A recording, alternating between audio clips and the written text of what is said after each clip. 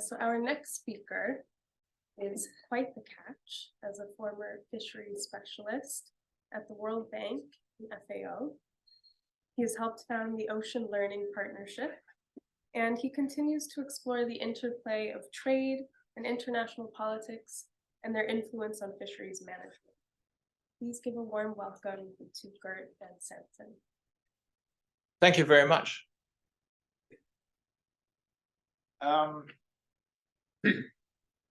I'm going to talk about fisheries, but I'm not going to talk about fish. I'm going to talk about human behavior that relates to what happens in fisheries. And I'm going to look not only to what happened in the past, I'm also going to look a little bit at the future. And if you don't mind, I'm going to say a few words about scientists and science as well. First of all, I would like to thank Sander and Paul and Helga, Søren and Dan and Nick for the things they've said, because they will see in the story that I will tell you now that bits and pieces of what they talked about are in one way or another coming back in fisheries. I'm also going to talk about open and closed and unresolved systems. I'm going to talk about adaptability, that change is the norm. I'm going to talk about leadership, predictability, and the whole question of Ostrom versus Harding that was raised earlier today. All those things will come back one way or another. But before I actually start my story, I have to start here. The reason why I'm able to talk to you is because of these guys, literally. In 1974, I was sailing on a newly built inspection vessel of the East Java Fisheries Service from 2 islands in the Java Sea. And when we left the first island at about 6 o'clock in the morning. It was blowing quite a bit, and these guys were not fishing. There was too much wind. And my colleague, a harbor engineer, and I were sitting on the front deck, enjoying what we thought would be a quiet trip without any problems to the Kangean Islands. And at some point, we came to an area where 3 wave systems were coming together. And the vessel started to roll a little bit. And it started to roll a little bit more. And it came back from port to starboard, starboard to port. And at one point, it didn't stop rolling. It rolled, it continued, it capsized, and actually it turned upside down. And while it turned upside down, my colleague and I were able to climb on the rolling hull, and we're sitting on top of the hull, watching the propeller continue to turn for another minute or so. Here we were, the people, all the other people, the crew and people from the East Java Fisheries Service had been holed up in the steering wheel. And I really don't know how they were able to do it, but they were able to get out. And we were able to pull them on the bottom of the ship. Here it is, 7 o'clock in the morning. More than 2 miles from the next island, far too far to swim. We had no idea whether the boat would actually move back to the island or come back, what the current was. The wind was the wrong direction, and it was blowing. So the only thing we could do was actually, in groups of 2 or 3, stand up, wave our arms, shout like hell, do something totally useless. But if for no other reason, to keep warm. Luckily, to make a long story short, an old fisherman had been watching the vessel pass by because he wasn't fishing. And he talked to a colleague, and they thought this was kind of strange that suddenly the boat had disappeared. And they talked to the local lurach, the head of the village, and they talked about it, and they said, well, this is really very strange. So they decided to have a look, and they came out. And at about 12 o'clock, while we were still waving, they actually found us. 2 of these outrigger canoes came out, and they were able to take 4 of us. They went back to the island, about an hour and a half. They came back, picked them up at 4, and at 4 o'clock I was standing on solid soil. And I think I've never been so happy in my life. So I owe my life to small-scale fishermen, and the rest of my work in the World Bank and FAO, I have really tried to really focus mainly on small-scale fishermen, because I owe it to them. We've been talking about Chinese many times. These guys knew that there was complexity in all kinds of things, and there is complexity in fisheries. Lao Tzu said it also. Everything is connected and everything relates to each other. It is absolutely true in fisheries. And fisheries is a complex adaptive system. There's no doubt about it. By the way, does anybody know what a fishery is? What is a fishery? The act of catching fish? Yes, maybe. Actually, everything from financing the design of a new fishing vessel, to building it, to supplying it, to providing training the crew of it, then to go out having infrastructure so that the vessel can operate, then coming actually catching fish, having the electronics to catch fish, coming back, landing it, auctioning it, distributing it, processing it, actually to consumption, but also the entire governance system that gives some direction to what you can do, what you cannot do in fisheries. All that is a fishery. A fishery can be focused on a single species. It can be focused on dozens of species. It can use one type of technology. It can use several types of technology. It can consist of old boats that are 25 years old and new ones that are very, very new. All that you can find back in fisheries all over the world.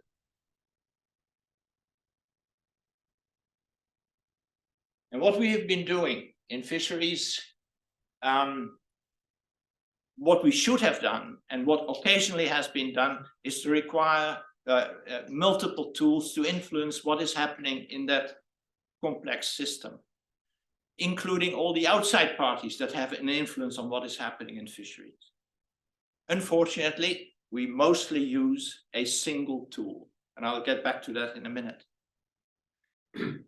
I also realize, and I think many people realize, that under the current situation, complexity, it is virtually impossible to address all the agents that will have an influence on fisheries.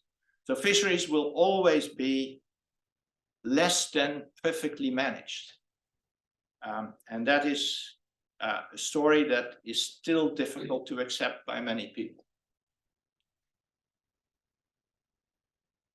This is a picture of the primary organic production of the world. And it's particularly the green areas where productivity is the highest. And productivity is of the order of 35 to 50 billion tons a year. And that includes fish, phytoplankton, bioplankton, bacteria, viruses. Particularly viruses, there is about 10 to the 31st or 32nd number of viruses in the ocean. Every drop of ocean water contains thousands, if not 10,000s, of viruses. So if you nicely swim in this blue lagoon, be sure that you know that you're swimming in a virus soup.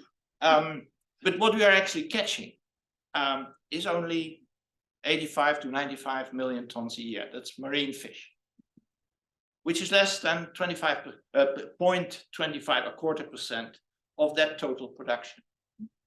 So we are only looking as humans at a relatively small group of fish, roughly between 50 and 150 species, the most, that we are actually eating and using. And the rest we leave in the ocean. For example, there is a group of fish species which are called nyctophiles. They are available virtually in all the oceans, and they are the biggest commuters in the world. When it's daytime, they stay at about 500 or 600 meters. As soon as it becomes dark, they swim up to the surface and start eating mainly phytoplankton and some other fishes. And when the light comes back, they all go down to about 500 or 600 meters. There are 10 billion tons of these guys. We're not using them anywhere except a little bit in South Africa. And we make fish meal out of them. In the rest of the world, we're not catching them.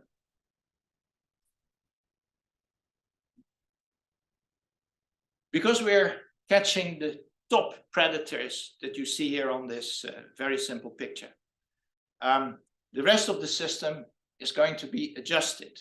As soon as we take these top predators away, the biomass obviously is being reduced, but particularly also the species composition is reduced.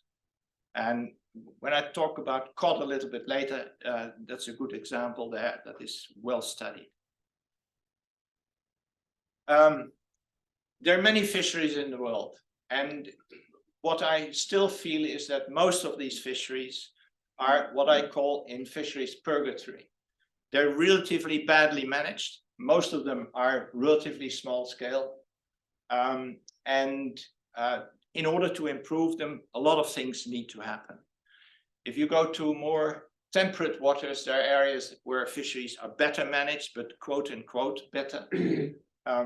So in many cases, there are very few places where you can say from a fisheries management point of view, this is going all right. And one of the examples that I will use at the end is in New Zealand and a few other places. Very short, what has happened with fisheries and how we think about the oceans. There was first the commons, and Helga talked about it earlier.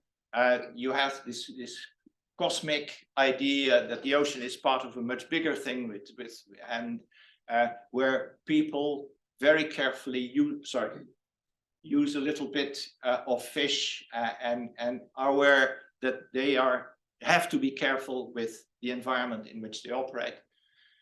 That changes, and there is a fairly long period from about 1500 that there is very limited control. Everybody thinks what is in the ocean is for everybody, and if I catch it, it's mine. And then finally, something of the last 20, 30 years, 40 years, we're moving to individual rights with market-based management, and we're seeking quote unquote optimal exploitation, which is one of the most ridiculous things you can think in fisheries. Successful fisheries. I will say a few words about Pacific coastal and tuna fisheries, because everything that has happened in fisheries in some way or another has happened in the Pacific and is fairly well documented. I will say a few words about Japanese coastal fisheries, and I hope that my Japanese colleague will accept that what I'm saying there I took from people, Japanese, who actually wrote about this. So it's not what I thought about myself. And finally, I want to say a few words about the Dutch herring fishery, because it all started near Sweden in the south, in the Sond, between Sweden and Denmark. Between about 15,000 years ago, the coasts from Japan and Korea and Taiwan, there were small-scale fisheries, and also in Papua New Guinea. And they operated on a very low level for local supplies. The resource was owned by nature, it was used by the tribe, and what Helga was saying, when you make canoe, you have to give presents to the ghost of the ocean and of the tree in order to satisfy those cosmic ideas. That was very much part of that story. Between 3,000 years ago and 500 years ago, the Pacific Islands were populated. People came from Taiwan and from Papua New Guinea. And so that system also moved into the Pacific. Marketing was really for the local community, and there were rules and regulations of who got what. The objectives were very clear: equitable distribution of sustainable catch. The governance was traditions. And if somebody didn't follow the traditions, there was an elder who tipped on his shoulder and said, you can't do that. And there were very few agents that changed the system, that had an impact on the system. So the system existed for a very long time and worked reasonably well. That changed in around 1500 until about 1930. I'm generalizing a little bit. There were more and more fishermen that actually came out from a certain area and started to fish somewhere else, particularly for tuna, but also for other species. And they didn't feel that the ocean belonged to anybody, so they could fish if they wanted to. There was initially local, but particularly at some point, they started to sell fish internationally. The objectives for those guys was, yes, consumption, but also employment, income, profit. They started to operate on a very different way. And public objectives of the countries where they came from were taxes, development, production, infrastructure. Governance was basically free for all. Just try to get as much as you could. And there were multiple agents. There were all kinds of factors that had an influence on where they were fishing, but also on Pacific Island countries where the old system was being undercut and started to fade away.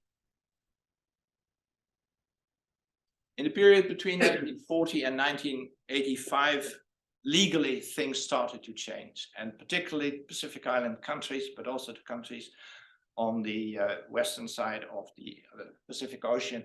They got initially a 12-mile limit, which was extended economic zone, and later on they got 200-mile after 1982, or even before 1982. The area that you see here in white is the area that they were able to control. And it happens that most of the tuna resources are in those areas, those white areas. So at that time, public ownership became much more important.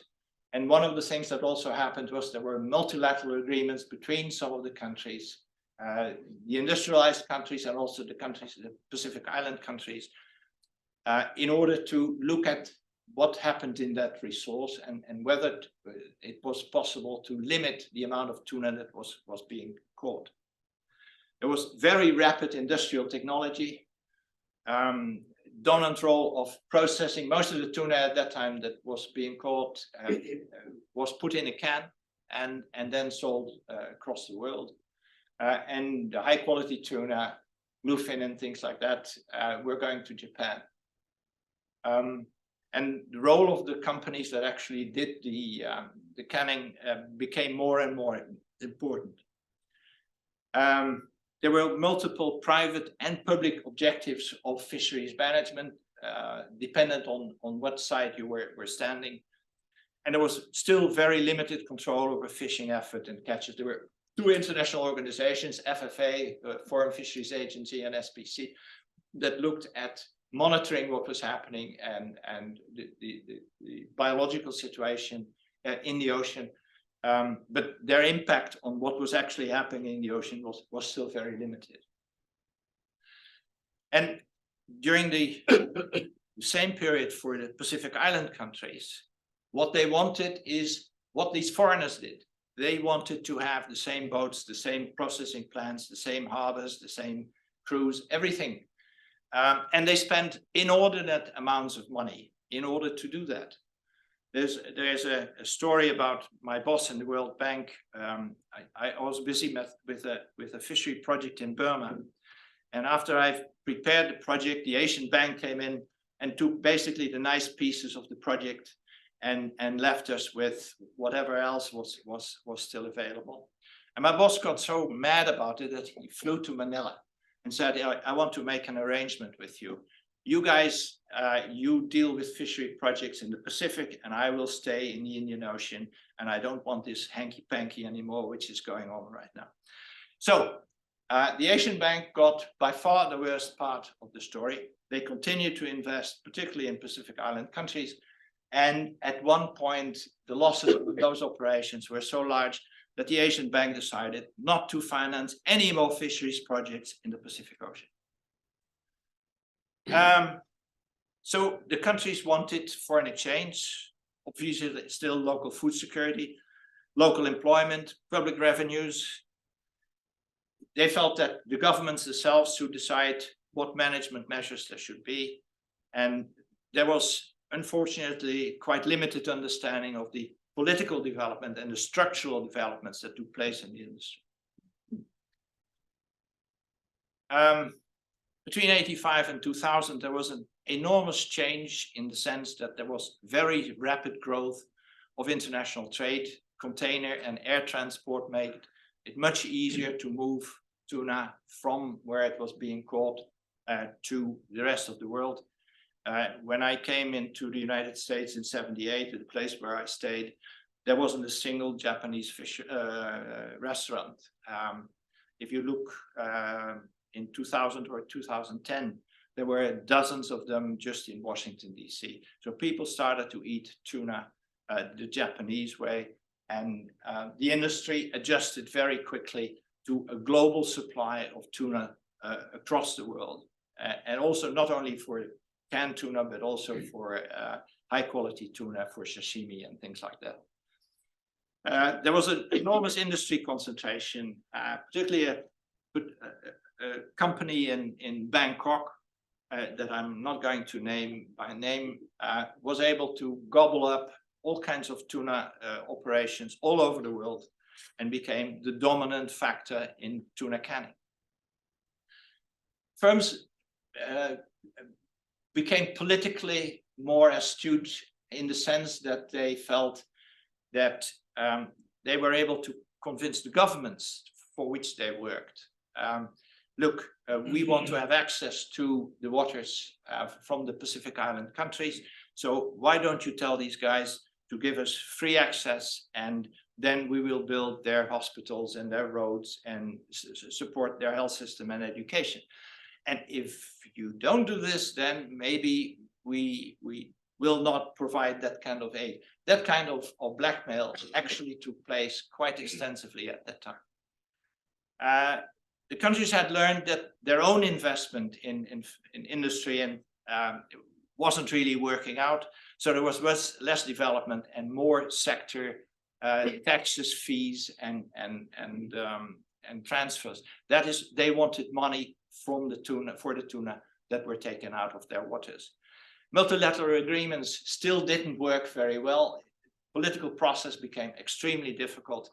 And in the end, it really only focused on trying to limit the amount of tuna that was being caught and not on anything else.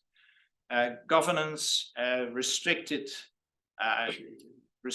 selected catches and working a little bit with quotas, but at that time it didn't really work that well. And finally, between 2000 and the present, there was further industry concentration, oligopolies, cartels, subcontracting, strategic alliances, and joint ventures. The industry became more and more powerful, and the only thing that saved the countries, the Pacific Island countries, was the Vessel Day Scheme. And the Vessel Day Scheme was thought up by an Australian scientist who thought, why don't we make an arrangement whereby if a vessel wants to fish in the waters, the 200-mile zone of a particular small island country, it needs a license for 1 day, and it needs to pay for that. And if it wants to spend 10 days there, it has to pay for 10 licenses. And there will be a little bit of a market for this. In addition, we will only have, we know more or less what can be caught from a tuna point of view of various species. We make a limited number of vessel days available, licenses available. So if they want them, they have to pay for them. The result was that it was a huge success. And that when this whole game started, and there were only 7 countries who started this whole process, I think the Pacific Island countries got about 2% of the value of the landed catch in terms of license fees and things like that. Right now, they get about 25% of the value of the tuna that is being taken from their waters, to the tune of about $500 million in total for these relatively small island countries. Papua New Guinea right now gets $70 million from the export of tuna from their waters. A few words about Japan and co-management. For a long time, the Japanese had local fisheries along its coast, mostly for local supply. But they historically have been limited in the sense that what people were able to earn from it by traders, by financial interest, and by local leaders who had a finger in the pie. And when the Edo era stopped at the end of the 19th century, fishermen were basically fed up with the system, and it was decided to legalize the role, particularly of small-scale fisheries. And then there was a separation of regional fisheries that were outside the local coastal area, and then there were oceanic fisheries that operated in the rest of the world. And that legalization system has continued from 1901 to even after the Second World War, and it formalized a very special role for small-scale fisheries in Japan. They were able to, local cooperatives, first of all, were able to manage those local fisheries, and the legislation was actually based on German legislation related to Raiffeisen cooperatives. So they took that over. So local cooperatives, they manage local fisheries. They make the rules and regulations, including aquaculture, including infrastructure, including processing, and in many cases also marketing. So they cover most of what is important for their fishery. There's strong community leadership, social cohesion, and people agree or disagree to make certain measures. The governance, the application of rules and regulations uses traditional knowledge. There is political power to make changes and pursue multiple objectives.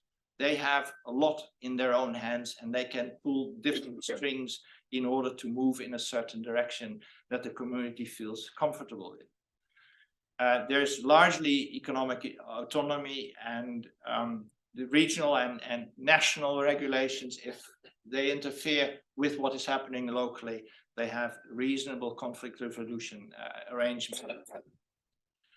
One example is that local governments, cooperatives, and national government together substantially reduced the tuna fleet that at some point needed to be reduced because it was impossible to find new crew on the boat. And so they did that together. And this system, it requires a Japanese culture. It requires a culture that is able to agree to, in the long term, a certain look at how things should look like in the future. And I'm not at all sure that what is happening in Japan can easily be transferred anywhere else. But as an example of what is possible under certain circumstances, I think it is important. Doesn't mean that everything is okay. The biggest problem in Japanese fisheries is the age of fishermen. And as a result of that, getting finance for future operations and things like that is becoming more difficult. And also the political situation may change a little bit in the future because of this. Dutch herring fishery, very quickly, it started in the 13th century when a lot of herring was coming between Denmark and Sweden. It was caught there. And the Swedes did something that really changed the herring fishery. It is, if you gut it in a herring in a special way, you put it in a cask with a lot of salt and brine, you can keep it for quite a long time. They learned that, and there were Dutch, particularly Frisian traders at that time, who took these casks and brought them to other Baltic countries and south of Eastern Europe. At some point, the herring disappeared. And then the Dutch started to take over. They had seen what happened in Sweden. And they did two other things. They built much larger vessels than they used to have. It used to be open, small vessels to catch a little bit of herring. So they built larger vessels that were able to operate in the North Sea and have the space to have all these casks so that you could put the herring directly in the casks. And secondly, Charles V, who was the emperor at that time, also in Holland, he made a number of rules and regulations to maintain the quality of this herring. Most of the herring vessels were linked to about 7 or 8 cities. And those cities realized that if they were started to competing for what is basically a local but also an export product, this was a relatively stupid way of doing things.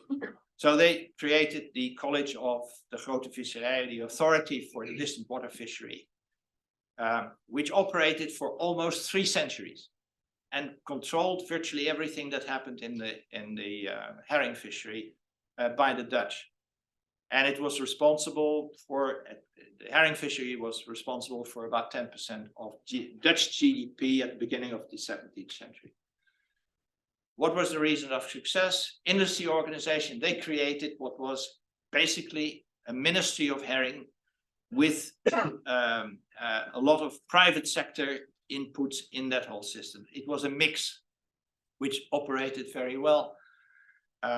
It had clear objectives, integrated industry objectives, and multiple government tools in order to make sure that it kept functioning, which it did very well. Obviously, advanced vessel design made a difference. And most importantly, I think there was competitive local and regional trade. There was strict quality control and regulations. And they were able to do that, but they stayed the same way. And when things started to change, for example, in England and in France, suddenly they were no longer competitive and the system broke down. Right now, virtually all the herring that the Dutch are eating, and the Dutch are eating still quite a bit of herring, is being caught by Norwegian and Swedish fishermen. So we're back to square one. Where did we go wrong? Everybody knows the story about whales. I'm not going to get into that because it's too complicated. I want to say a few words about California sardines, which at one time was the biggest fishery in the world. Newfoundland cod, you also know in 1992, it disappeared and it hasn't really come back. And then at the end of my story, I want to say quite a few words about global small-scale fisheries. California sardines. In 1904, a Norwegian entrepreneur who had learned something about canning and the canning technology started a small cannery in Monterey Bay in California. And as soon as they did that, there were fishermen brought sardines and he canned them, and it was a huge success. And there were more canneries coming and there were more boats coming. And in 1938, it was the biggest fishery in the world. They were catching about 800,000 tons of sardines a year. And there were close to 100,000 people involved in that industry. During the war, the government really told them, continue, because canned sardines could be sent to the boys that were fighting in Europe. In 1947, the sardine collapsed, the stock collapsed. And it took another 10 years to officially close it, but in 1963, there was no fishery for sardines anymore. What went wrong? There was strong demand for canned fish oil, and fish meal at that time. Were very, very good markets for that. There was excessive investment in the fleet and processing, which wasn't controlled in any way. There was very ineffective governance of the resource. And financial incentives were particularly to invest more. And in the end, it collapsed also because of changes in the natural environment. people have been writing about this for quite a long time. Cannery Row, the book has been written, and the guy that plays a role in it, Doc Ricketts, was a researcher who had his own laboratory at that time, who at one point said, well, the sardines are all gone. And he didn't at that time really know why.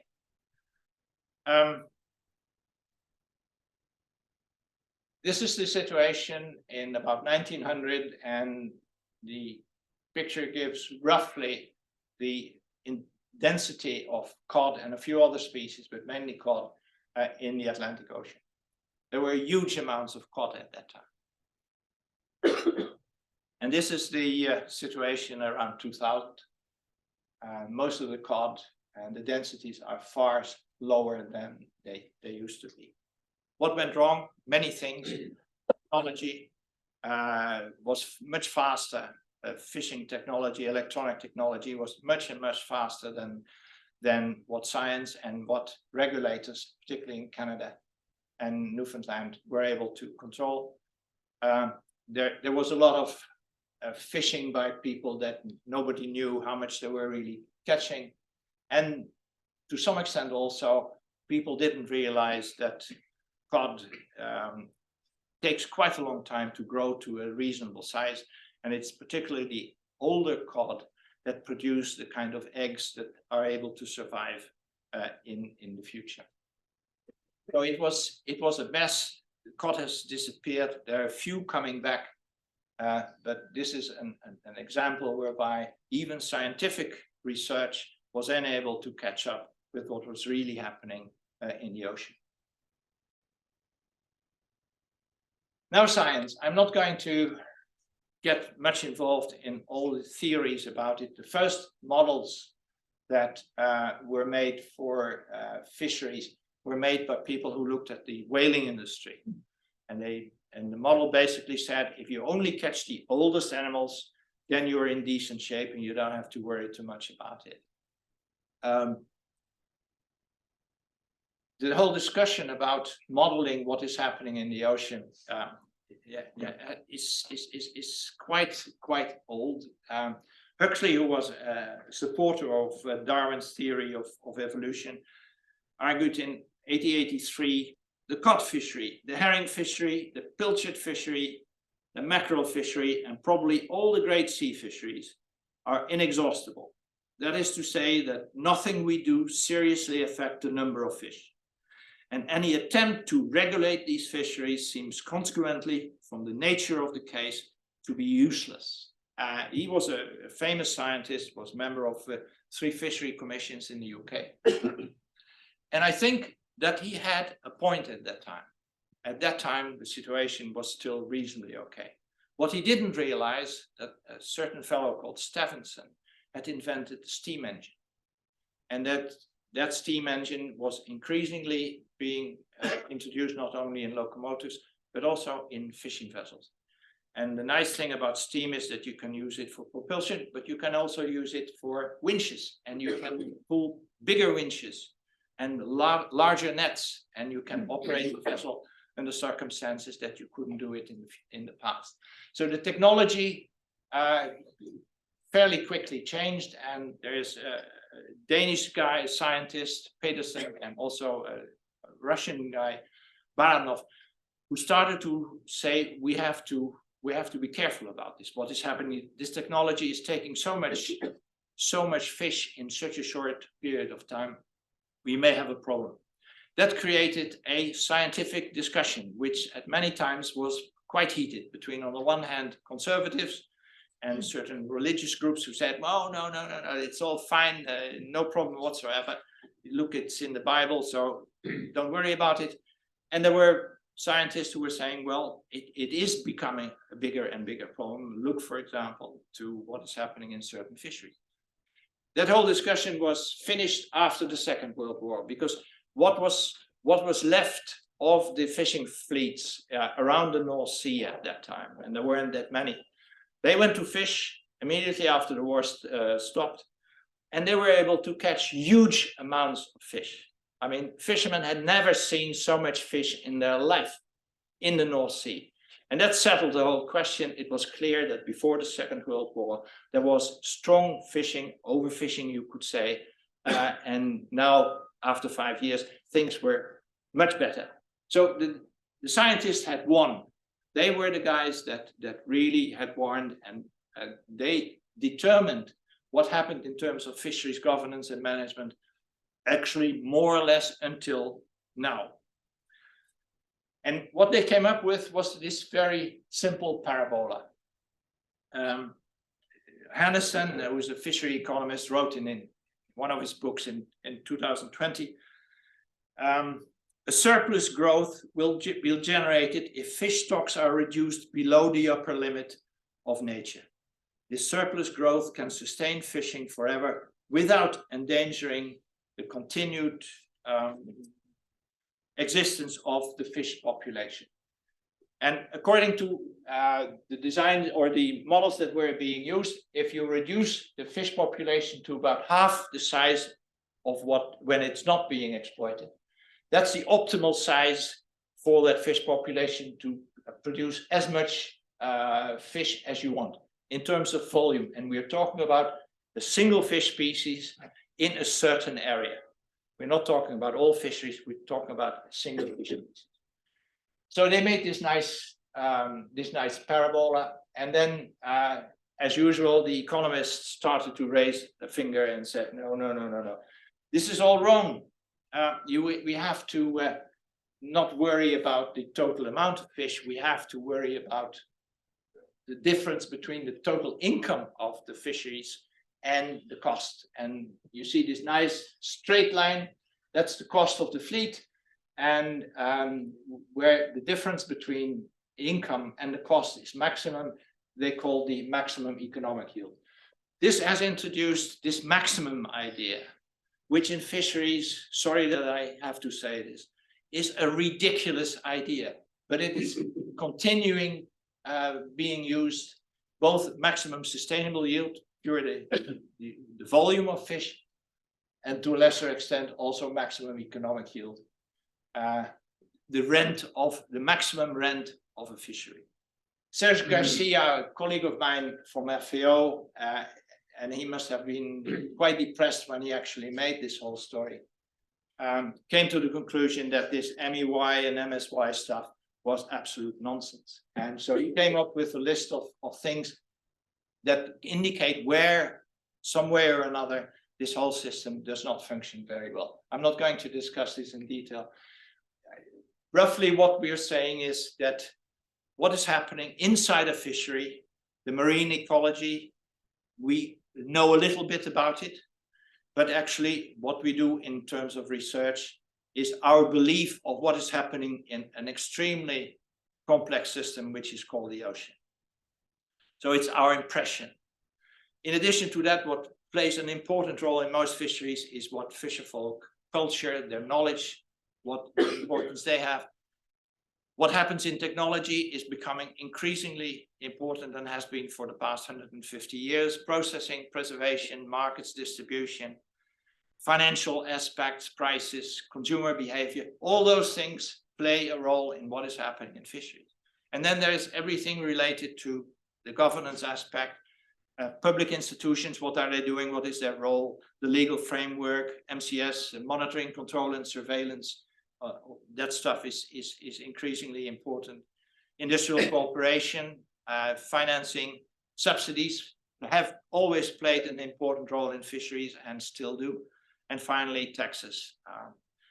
Dutch fishery was able to expand the last 60, 70 years on a combination of very strong subsidies, paying very limited taxes, and basically cheating the numbers. And they were very good at it. What are the external agents that operate in a fishery? Illicit fishing is important, and that is not only when a foreign vessel comes in without a license, it's also when somebody comes in and tells the Minister of Fisheries, well, you know, we have a few spare boats here and we would like to fish in your waters. You know what, why don't you sign here on the dotted line? tomorrow there will be a nice car in front of your house, and here are a few first-class tickets to Paris for the next 2 weeks, which is happening and has been happening in the past quite frequently. There's very rapid technological developments. There's fickle consumer demand. The fish that we used to eat 20, 30 or 50 years ago, we don't eat anymore. We eat different species. There are unforeseen changes in politicians of financial and trade policy. WTO has taken about 25 or 30 years to come to a regulation, how to regulate international trade of fishery products. My own experience, I worked a lot in India. And in one state in India, which I'm not going to mention, I came every 6 months or so. And in a period of 6 years, I think I've seen 7 ministers of fisheries. And the last one used to be a police commissioner. And all these guys knew next to nothing about fisheries. So the local staff, most of the time, were actually training the minister to understand what was happening in fishery. Social instability obviously is a problem. I used to do a lot of work in Yemen. I built a few harbors there, ice plants, built quite a few boats, local boats, small boats, built roads. Virtually everything I can see from Google Earth right now has been destroyed because of the war in Yemen. Poor economic policies are obvious in many respects, and in fisheries, I'm not sure about other industries, but at least in fisheries, graft still plays a substantial role. I show these pictures because they belong to what I believe to be a Chinese company who is registered in Costa Rica and in various other places. And the numbers that you see on these vessels change every 2 or 3 weeks. China has become by far the biggest producer of marine fish in the world. About 1/5 of all the marine fish that is being produced in the world is being caught by China. China, 30 years ago, started a program of building a very substantial industrial fishing fleet. They did that for 3 reasons: local consumption, because they had basically overfished the Yellow Sea. Second was political, to be able to extend their operations beyond the Chinese coastal areas in the rest of the world, and they're operating right now all over the world. And thirdly, there probably was also a military reason to do it. And they play an important role not only in marine fisheries, but even more in aquaculture. About 70% of all the cultured fish that is being produced in the world comes from China.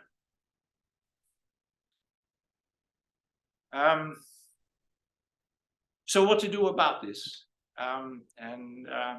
Mariam, systems analyst that I talked to a long time ago, came up with a typical consultant answer. What kind of advice would I give in a situation where fisheries is in at present? And then the most important conditions for the success of a fisheries management institution is to adapt to the complexity of the system. It is telling somebody who broke his leg in the middle of the Sahara, why don't you go to a doctor and have it treated?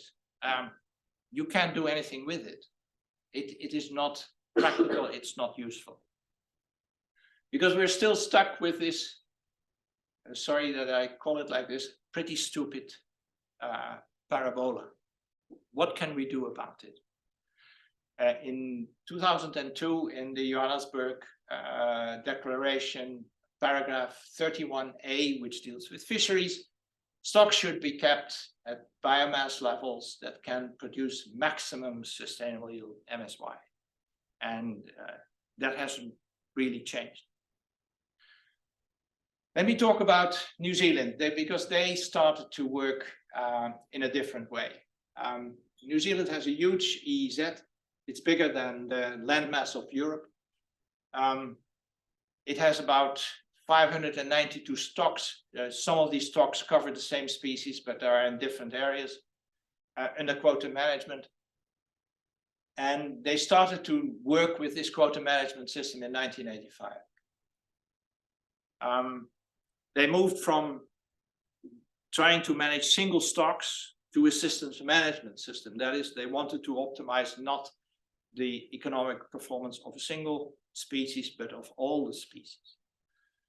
And it aims to maximize resource rents, and the resource rents they calculate as the value of the licenses that everybody has, of the quota that they are using.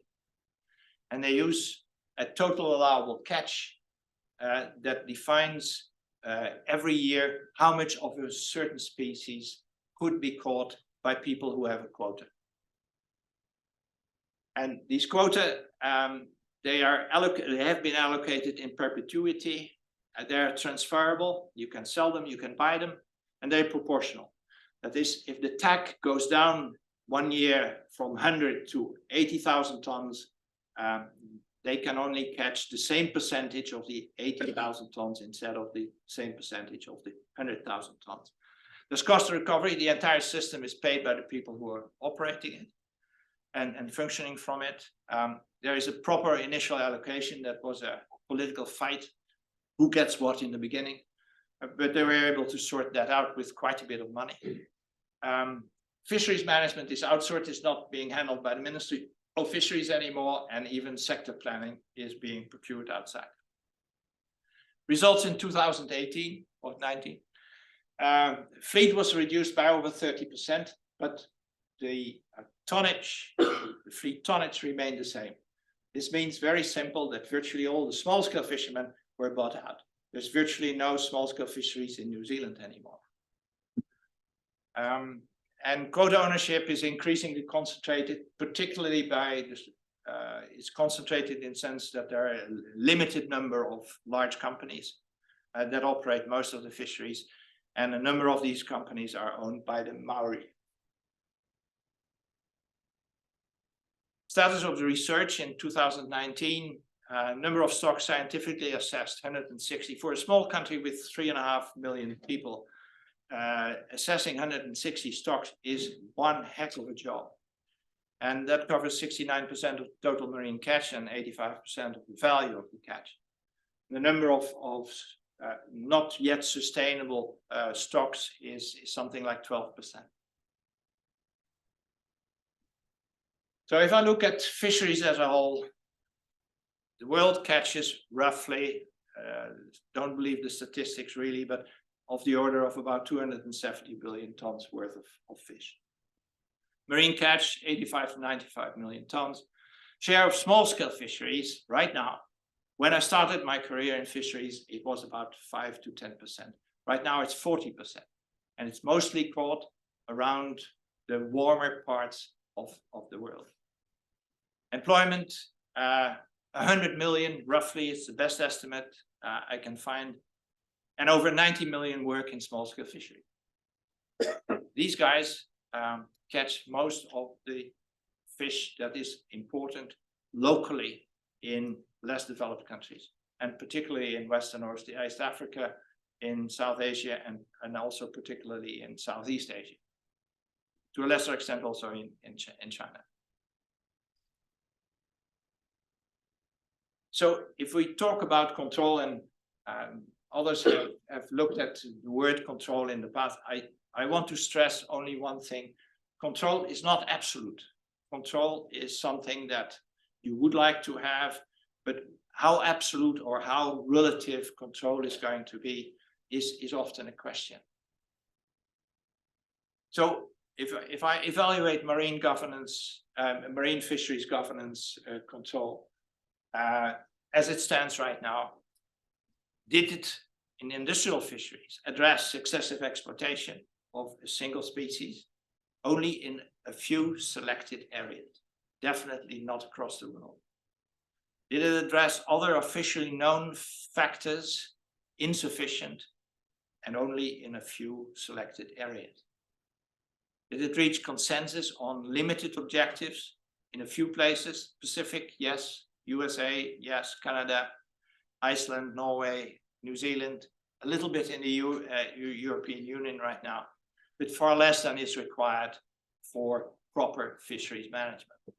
And in international fisheries, market-based approach, which you see in New Zealand, is very, very difficult, and it takes a very long time to build it up and let it function like it is functioning right now in the Pacific. The practical drawbacks, political willingness is very important, and building political consensus takes a long time. In the Pacific, it took 25 years to set up agreement on the vessel day scheme. In small-scale fisheries, the situation is much worse. Top-down traditional resource management approach has basically failed. Creation of effective coastal community governance has received by far not enough attention. And coming back to my previous job, it took me about 20 years in Yemen to create a fisheries management system for small-scale fisheries. In West Africa, we started for 7 years for a number of countries. And at that time, the World Bank and SIDA, the same story as SIDA here, the World Bank pulled its financing because it takes too much time and too long. So it is, if you want to create coastal fisheries that are sustainable for a long term with local communities, you have to have time to do that, and it costs money. Who controls the benefits is one of the biggest issues, particularly in small-scale fisheries. It's very difficult to figure out by an outsider. And the future of most small-scale fisheries, as far as I'm concerned, if I look at what people are earning now compared to 20 or 30 years ago, is pretty bleak. And it requires really fundamental restructuring. So how to save those 90 million people? This is a place in West Africa, Senegal.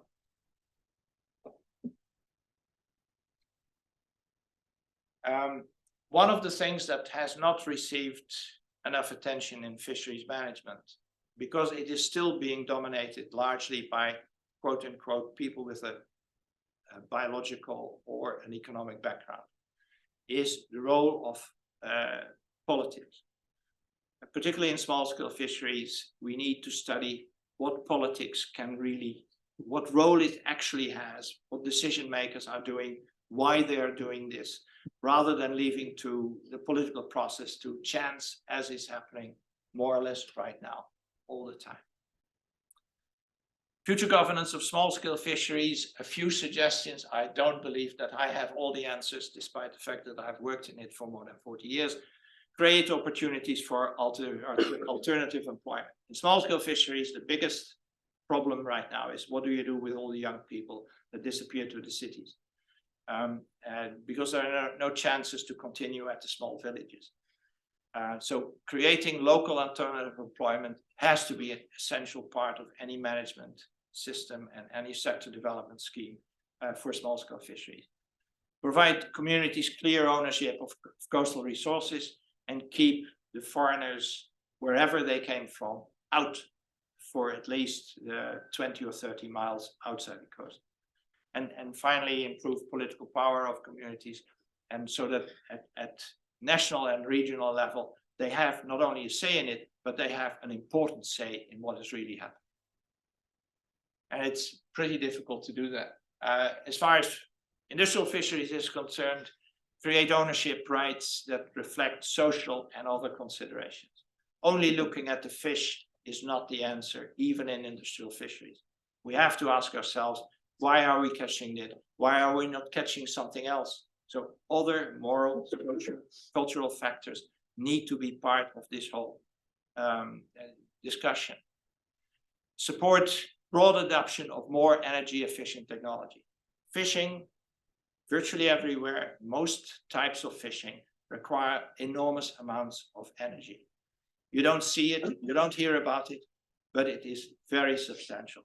To catch a kilo of sole in the North Sea right now requires about 8 liters of gasoline. Using the beam trawl for catching sole, which is the type of gear that is being used, at least by the Dutch and most of the English and the Irish, is a ridiculous way of catching this fish from an energy point of view. So looking at different ways of catching fish that exist. This is not something that needs to be reinvented. There are about 30,000 different ways of catching fish. They're all documented. You can find it out. So changing the way we are operating is probably very important. And finally, develop and implement short and long-term visions of what the fishery should look like. An average fishing vessel lasts about between 30 and 40 years. So when you buy it, you have to know what you're going to do with it over a long period of time. We're not doing that at all. And that, as far as I'm concerned, is starting a little bit in Europe right now, which controls the European fishery policy. But I hope that also in other countries, people start to look at what kind of fishery do we want over a longer period of time? Where should we move to? What kind of infrastructure do we have? Do we need? How many people do we need? And what can we do in order to move in that direction? And then finally, full control of fishery is an illusion, obviously. But I do believe that we should never give up trying to improve what we as humans can do. And to some extent, we actually know what to do to better improve, I would say, the control of the exploitation, but of the exploitation of the ocean. We can't control the ocean, but we can control the exploitation of the ocean. By the way, this is a picture from the Lofoten in northern Norway, which is one of the places in Europe that has been able to control a local fishery, despite what was happening in fishery policy in the rest of Norway. They were able to maintain the way they were operating in the past, and it still exists. And it's one of the hopeful things that I would like to see at the end of this story. Thank you very much. Thank you for this interesting insight. It's been so complex and so in depth from so very specific perspectives. That's very enriching. And during the talk, I've been wondering what we can learn from this for the governance of AI, for example, which is quite an effort. I don't even know really what to do with fisheries. But what I've taken from your talk is on the one side there's this impact that the curve had. You mentioned that if it had looked different at that point in time, it might have different effects. Yes. So this is one question. What should have the curve looked like to have the positive impact you had wished for? It's not that we make science wishful, but maybe it's an idea of how the local input needs to be to have local people adjust in a way that's helping the overall scheme to adjust. Yeah. And the other part, second question, is if you see this long history of all the governments and how it developed, actually, and you had drawbacks in between and said it didn't work there, and then we look at a different region and how did it happen there? Is there any lesson you could learn or transform to the potential governance of AI, how to actually adjust such a line, or how to make a concept of some adaptive governance framework? What I would love to have in an ideal world is that ministers of fisheries would remain in place for between 6 and 10 years. And their staff would remain in place for 6 or 10 years. Because then they know what's really happening in the sector, which is complex. And they would be able to have, I hope, also the political power and stature to make the kind of decisions that would be needed. I mean, it's a simplistic answer. But as far as I'm concerned, that is one of the key problems in many countries, that they are unable to learn from what has happened in the past. And if they do, it takes a long time before they adjust to a new paradigm. As far as the model is concerned, I'm a member of an ICES working group, and ICES advises the European Union on fishery policy. And we are talking about whether it's possible to create quota or something that resembles a quota that is able to incorporate cultural and social aspects and employment aspects of the fishery for which they will be applied. That committee has been talking about for 2 or 3 years now, and we're not at the end of it. So it takes a long time. There's a lot of problems of adjusting to a new paradigm, but I think it has to move in that direction. That if you have a quota, particularly if as a small scale fisherman you have a quota, you have far more rights than the guy with a big trawler and financing from a large bank. Gert, thank you very much for this. There's a pattern of what you have talked about in almost every industry, including the information technology, which is the political side is all about concentration. Yes. And sorry to use the phrase, it's about the elites shooting fish in the barrel. Yes. And unless we sort this problem out, I don't see how we can resolve this issue. I think you have to realize that apart from a relatively small number of countries where fisheries is an important aspect of the overall economy, in most countries of the world, fisheries is a tiny part of the overall economy. And as a result of that, their political importance is relatively limited. And if in addition to that, you put in those ministries people that basically would like to get out as quickly as possible to a more important position, you have a model that asks for problems and is unable to adjust to a more stable situation. And that happens in many countries. But isn't that the case that in most countries, the minority areas, nobody pays too much attention to, and that's where the exploitation becomes even the worst. Yes. And then you add up all the minorities, they become the majority. Yeah. And then you divide the minorities and divide and rule. And in many countries, people that live on the coast and have been involved for generations in fisheries, they are really minorities. And many of the services that might go to the bigger cities and the hinterland is not going to get to them for all kinds of reasons. So from that angle also, yes, they are in many cases a group that doesn't get the attention that is needed. There's one more thing, and that is that small-scale fisheries has become a social safety net after the Green Revolution. That is in Southeast Asia and also in South Asia, but also in Africa.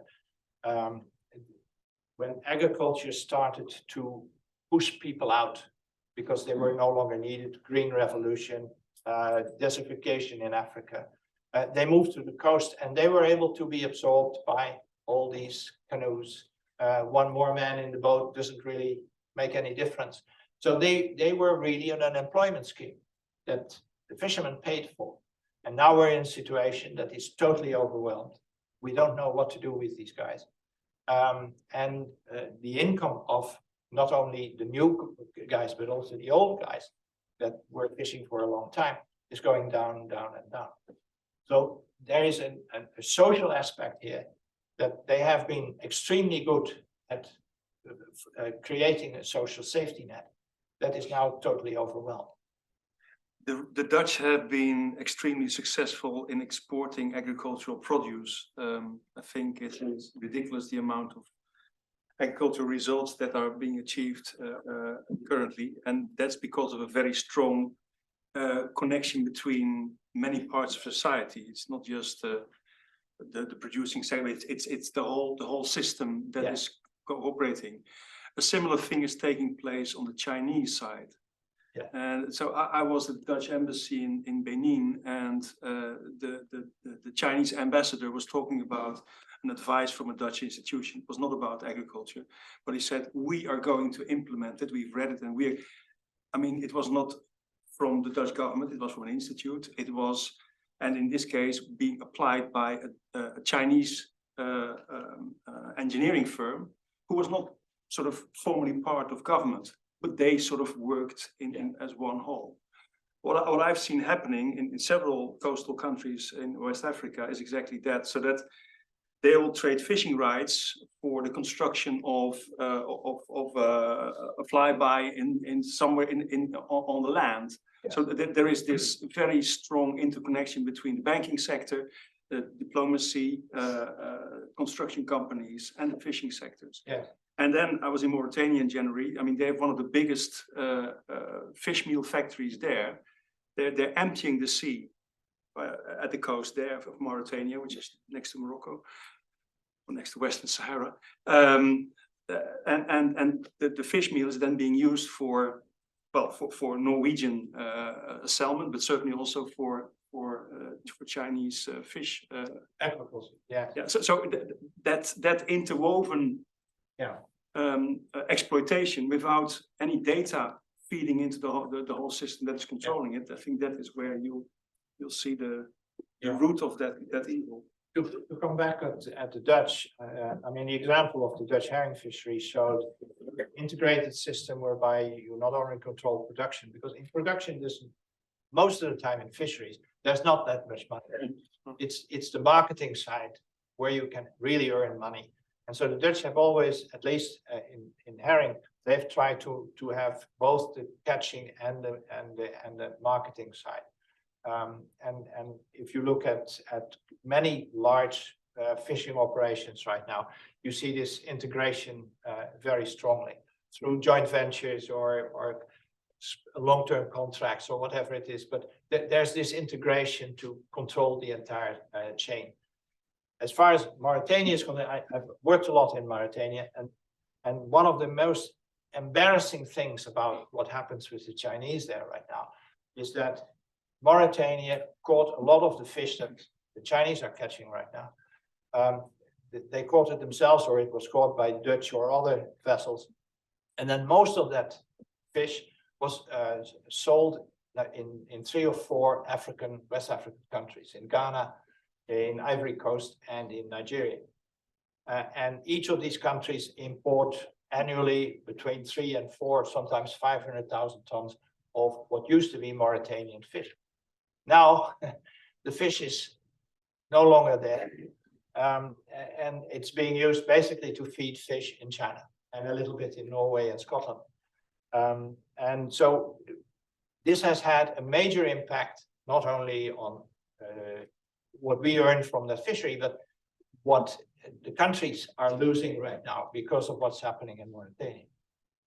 And I think it's still very unfortunate. I've seen some of the contracts that the Chinese put forward to the Mauritanian government, and they don't basically spell out in any way how much they're able to catch in those areas and what they're going to use it for.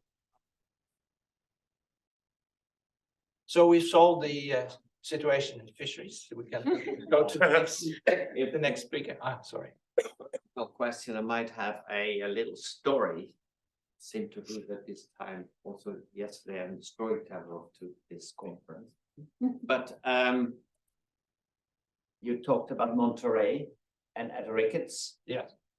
And it so happens that my wife and I are semi-local there. I know even people, they lived in the late 90s, who knew Ed Ricketts personally and John Steinbeck.